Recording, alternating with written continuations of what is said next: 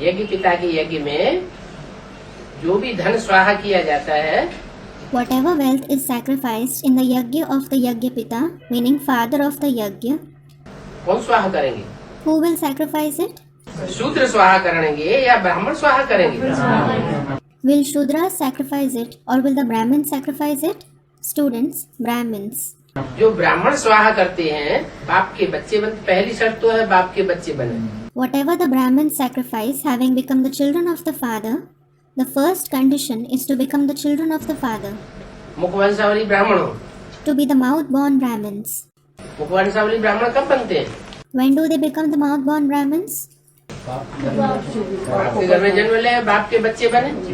When they have a birth in the house of the father, when they become the children of the father, बाप की बात माने मुख से निकली हुई। when they believe in the words emerged from the father's mouth. तो ऐसे बच्चे जो बाप के मुख से निकली हुई बात को मानने वाले ब्रह्मा मुखवंशावली बच्चे हैं, उनकी कमाई का धन यज्ञ में अर्पण होता है। So such children who believe in the words emerging from the mouth of the father, who are the mouth-born children of Brahma, the wealth from their earning is sacrificed in the yajna. वो अर्पण हुआ धन यज्ञ का हो गया। That sacrificed wealth belongs to the yajna.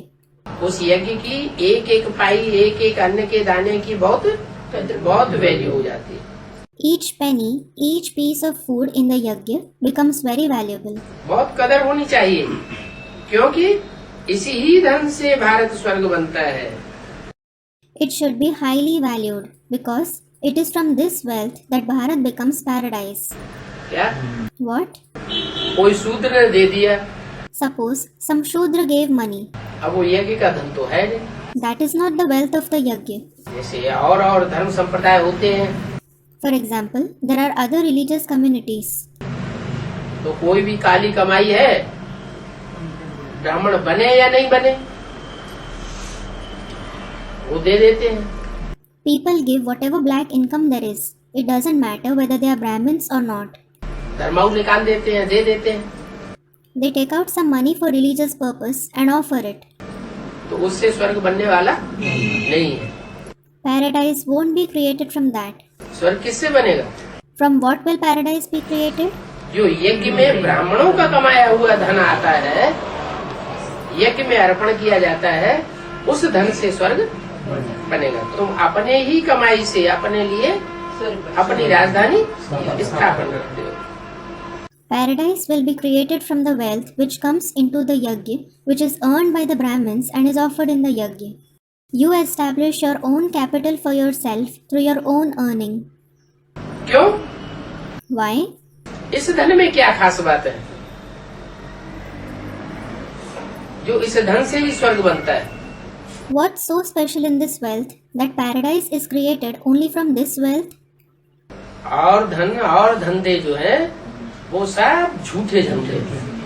All the other occupations are false occupations.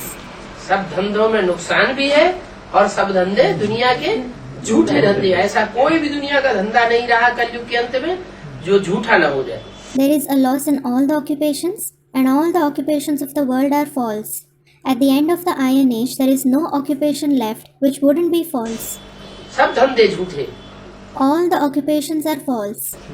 एक सच्चा धंधा बाप आकर के सिखाते हैं। The father comes and teaches one true occupation. और बाप है सच्चा। And the father is true. सच्चा बाप आकर के जो रुद्र यज्ञ रचते हैं, उस रुद्र यज्ञ में जो धन स्वाहा किया जाता है वो भी सच्चा है। The true father comes and creates the Rudra Yajna. Whatever wealth is sacrificed in it is also true.